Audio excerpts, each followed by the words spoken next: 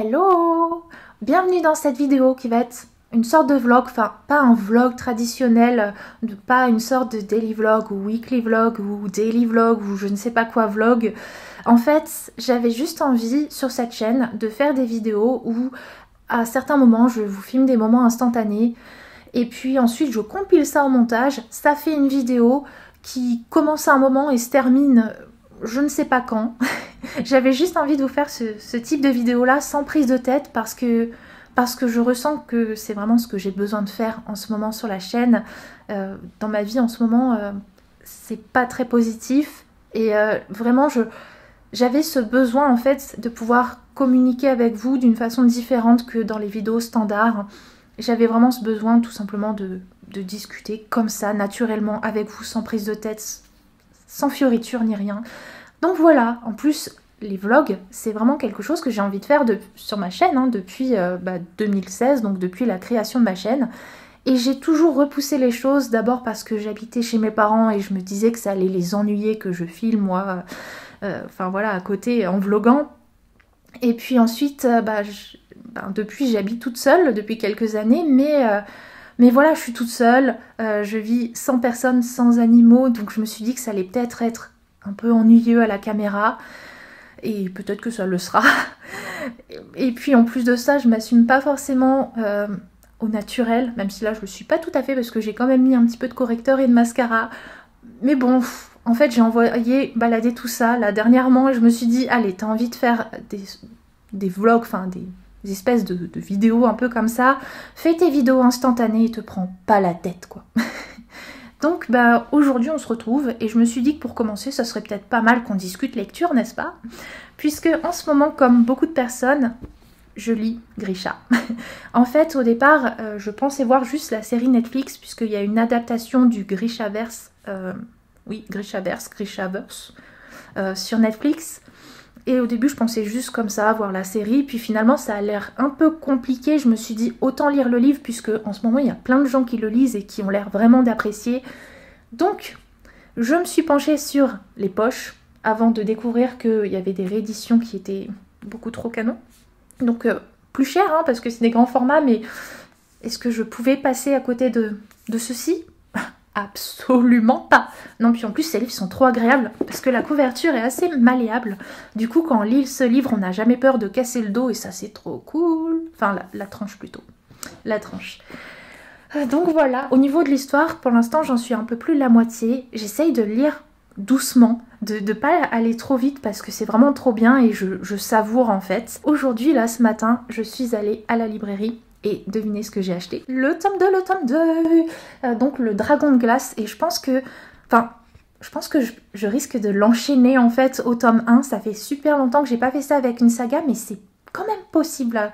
Là je me dis que c'est bien parti pour. Et encore une fois, une couve magnifique. Et je m'arrête pas là non plus. Je suis désolée avec le soleil qui fait des allers-retours là. Un coup je suis trop claire, un coup je suis toute foncée.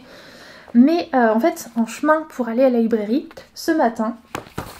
je suis tombée sur ceci, sur un flot, alors un flot assez vieux, je crois qu'il date de 2016, mais il y avait ça dans ma boîte à livres, du coup gratos, trop bien. En plus j'aime bien les flots et ça fait longtemps que j'en ai pas acheté un, enfin j'ai acheté celui de cet hiver pour avoir plein de belles images de Noël, mais là c'est un petit flot gratuit ma foi.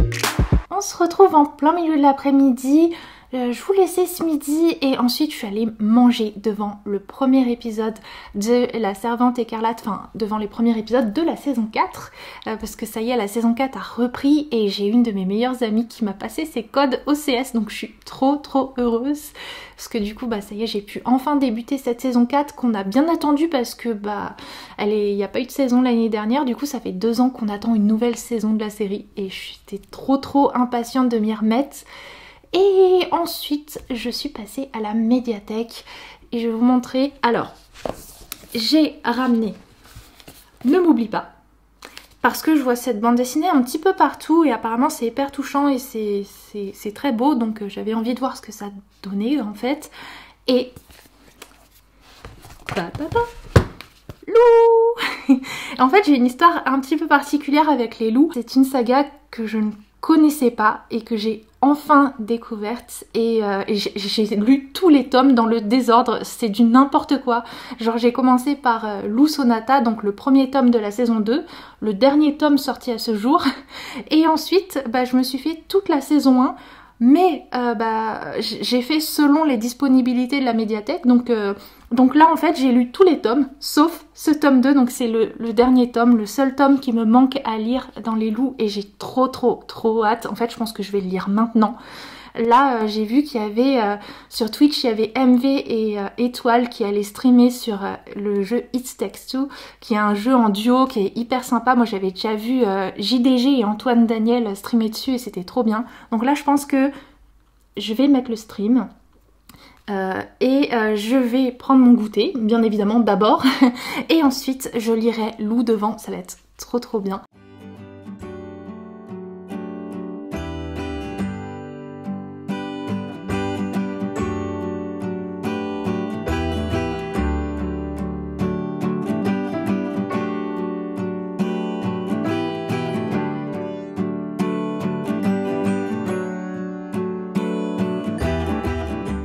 Regardez ma petite installation pour ce soir, vu que j'adore passer mes soirées devant Twitch avec un bon livre, et là j'ai carrément emporté l'ordinateur dans mon lit et le bouquin est juste à côté et je pense que je vais passer une bonne soirée comme ça. C'est dimanche aujourd'hui et je vous retrouve ici par terre. Comme dans la chanson, assis par terre. Je me suis posée là, juste devant ma bibliothèque parce que j'avais envie de faire une sorte de petit bilan par rapport à ce dont on discutait vendredi et notamment ce tome 2 de Loup. Comme vous avez vu, je l'ai lu et du coup maintenant je suis complètement à jour sur cette saga. J'ai lu tous les tomes sortis dans le désordre, mais j'ai tout compris quand même. Et petit flottement au niveau du tome 6 quand même qui est un peu bizarre, mais c'est bon, maintenant j'ai remis les choses en contexte. Et c'est bon, tout est compris. En tout cas, quelle saga Loup. Je pensais vraiment pas apprécier autant parce que je pensais que ça allait être très jeunesse, mais finalement je me suis hyper attachée au personnage, à Loup, à sa maman, au petit chat, à la grand-mère. Enfin vraiment, c'est une saga qui fait trop du bien à lire, vraiment très doudou. Et j'ai trop envie de me replonger en fait dans cet univers. Du coup j'ai mis sur ma wishlist Amazon l'intégrale de la première saison et le premier tome de Loup Sonata. Et je me dis, dès que j'ai un peu d'argent, je craque et je fais une folie et je me les offre pour pouvoir les avoir dans ma bibliothèque et les relire autant de fois que j'ai envie parce que vraiment j'ai trop aimé cette lecture. C'était trop bien et je suis trop triste de ne plus avoir de nouveaux tomes à lire. Et sinon, ce n'est pas tout. Parce que j'ai également terminé ceci hier soir et c'était trop bien, trop bien. Mais alors pourquoi j'ai pas lu Grisha plus tôt, je ne sais pas. Mais franchement là, je suis contente qu'il y ait eu la série la série Netflix pour remettre cet univers en avant parce que quel potentiel, je serais passée à côté de quelque chose de fou. Non mais vraiment, cet univers est tellement bien. C'est un univers de fantasy et dès l'enfance, certains enfants vont développer de la magie et donc devenir des Grishas. Et nous, on va suivre Alina qui, elle, va découvrir finalement sa magie qu'une fois à l'âge adulte. Et en plus, elle a un pouvoir assez particulier, très unique. Donc elle va passer de simple cartographe à Grisha hyper importante qui peut sauver tout le royaume. Et forcément, ça va changer toute sa vie. Et ce que j'aime beaucoup dans la façon de faire de l'autrice, c'est que ce livre, il fait que 338 pages. l'autrice, elle va directement à l'essentiel. Je pense que d'autres personnes auraient peut-être raconté cette histoire différemment, en s'éternisant peut-être un peu plus, notamment au début, peut-être avec un peu plus d'introduction. Mais finalement, dans ce premier tome, Alina, elle découvre ses pouvoirs, quoi, au chapitre 2 ou 3 grand max. C'est dire à quel point, en fait, l'autrice, elle perd pas son temps avec des informations inutiles. Et ça, c'est ce que j'ai beaucoup aimé à travers ce livre. C'est que l'autrice, elle sait vraiment nous faire douter. Elle sait faire battre notre petit cœur à certains moments. On passe par toutes les émotions possibles. Mais l'autrice, vraiment, elle ralentit pas les choses. Elle sait nous expliquer son univers qui est très riche, mais d'une façon qui fait que c'est assez simple à comprendre finalement. Elle arrive à nous expliquer les choses simplement, elle arrive à aller à l'essentiel et de rendre le tout mais hyper agréable. Et franchement, vu la fin de ce tome, j'en étais déjà sûre à la moitié du livre. Vendredi, je vous disais que j'allais sûrement enchaîner avec le tome 2. Honnêtement, je pense qu'il va pas tarder, hein, le tome 2. Mais aujourd'hui, je vais quand même faire une petite pause et lire autre chose. On change de décor puisque là, c'est l'heure du tournoi Mario Kart sur Twitch. Et du coup, je me suis mise à mon bureau pour pouvoir le regarder comme chaque dimanche. C'est vraiment ma routine. Tournoi Mario Kart plus tournoi GeoGuessr par la suite. Et pendant le tournoi Mario Kart, j'aime beaucoup lire parce que je trouve que c'est hyper agréable de lire avec le son du jeu. Du coup, c'est ça que je voulais vous dire, c'est que pour couper un petit peu l'univers Grisha, cet après-midi, je vais lire Ne m'oublie pas d'Alix Garin, dont je vous parlais vendredi puisque je l'ai récupéré à la médiathèque. Et là, je me dis que ça peut être une lecture assez sympa pour un dimanche parce que c'est une bande dessinée, donc ça devrait se lire vite, même si elle est assez épaisse. Mais quand même, c'est une bande dessinée qui a l'air assez poignante où on va suivre en fait le personnage de Clémence qui est une jeune femme qui va décider de faire sortir sa grand-mère de sa maison de retraite parce que sa grand-mère souffre de la maladie d'Alzheimer et Clémence a envie que toutes les deux vivent un dernier grand périple, donc une dernière grande aventure ensemble. Et je pense que ça va être vraiment percutant, poignant, hyper touchant, et je me dis que ça peut être une lecture idéale pour aujourd'hui en fait, mais qui va m'impacter forcément. On est lundi, rendez-vous dans ma cuisine avec mon petit tablier, regardez-moi ça, de Noël de Disneyland Paris. Oh là là, ça me manque trop, Noël et Disneyland Paris. Et aujourd'hui en fait, ce qui se passe comme chaque lundi en fait, c'est que généralement c'est ma journée un petit peu cuisine, vu que j'habite seule, je suis toute seule à manger ce que je prépare et quand je prépare quelque chose, ça me dure plusieurs jours. Donc là, généralement le lundi matin, je me cuisine des petits trucs et après j'en profite toute la semaine. Et pour commencer, première recette du jour, non peut-être pas quand même, mais en tout cas la première chose que je vais faire aujourd'hui, c'est une mayonnaise faite maison puisque j'aime pas du tout celle du commerce, alors que j'ai bien besoin de mayonnaise parce que j'adore le surimi, j'adore tremper mes bâtonnets de surimi dans la mayo et tout. Donc let's go pour une mayonnaise faite maison. Et pour une mayonnaise faite maison, il nous faut 3 ingrédients.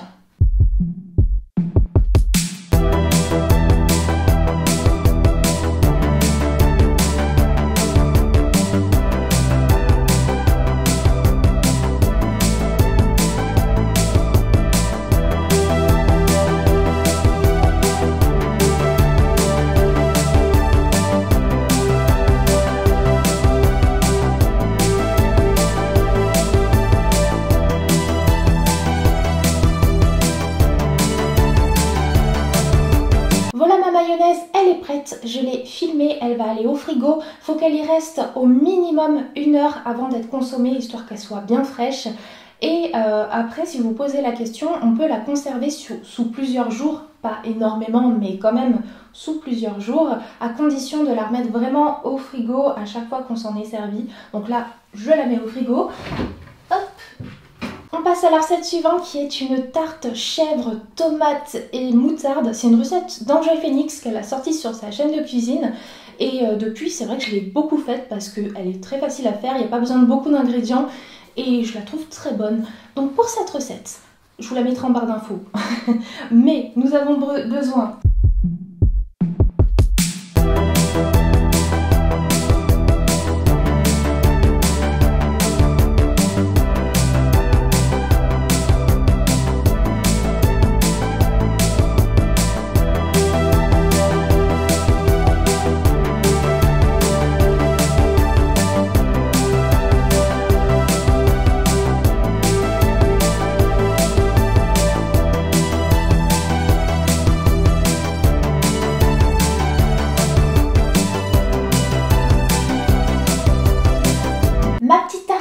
vais aller l'enfourner au four 30 minutes à 175 degrés et je vais attaquer ma dernière recette de la matinée qui est un cake au fromage. Et il va falloir que je fouille un petit peu internet pour voir si je vous retrouve la recette de base. Mais en tout cas, pour cette recette, nous avons besoin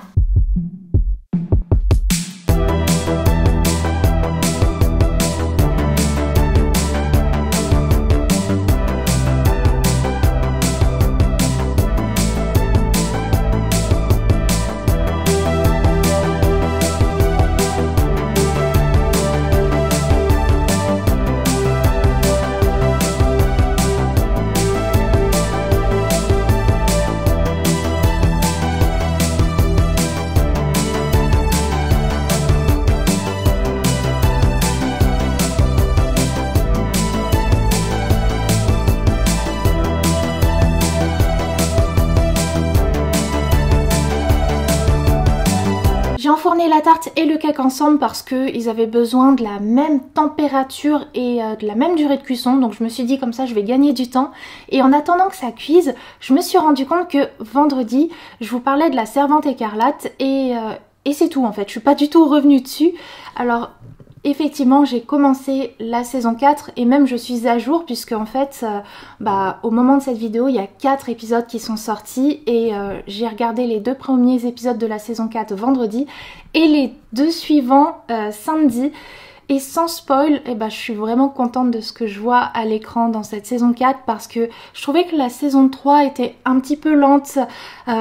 Par moments j'avais envie que ça avance quand même un peu et j'ai l'impression que tout ce que je voulais voir dans cette saison 3, je le retrouve dans cette saison 4 où on sent que l'intrigue elle prend vraiment un réel tournant et ça fait du bien en fait parce que dans cette histoire là on a envie de voir ce tournant en fait. Donc pour l'instant je suis vraiment agréablement surprise. Sinon parlons un petit peu de ceci, ce vlog, pas vlog. Honnêtement j'aime beaucoup l'exercice, je regrette limite de pas m'être lancée plus tôt et d'avoir eu tout plein de complexes à la noix, de ne pas avoir osé me lancer en fait pour des choses un petit peu ridicules. Parce que franchement ça fait trop du bien ce type de vidéo, même si évidemment je pense que cette vidéo elle est bourrée de défauts parce que c'est la première fois que j'en fais une de cette sorte et qu'il faut un petit peu s'habituer et prendre un peu la main pour quand on change un petit peu de vidéo comme ça. Mais franchement ouais c'est trop plaisant à filmer en fait.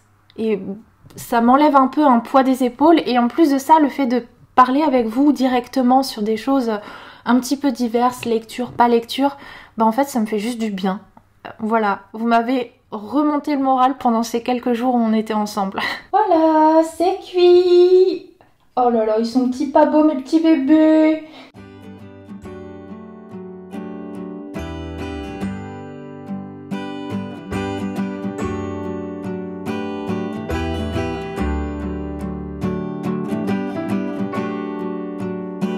Le programme de chacun de mes lundis soirs, c'est me caler avec Fruit Basket et regarder l'épisode du jour juste avant de dormir.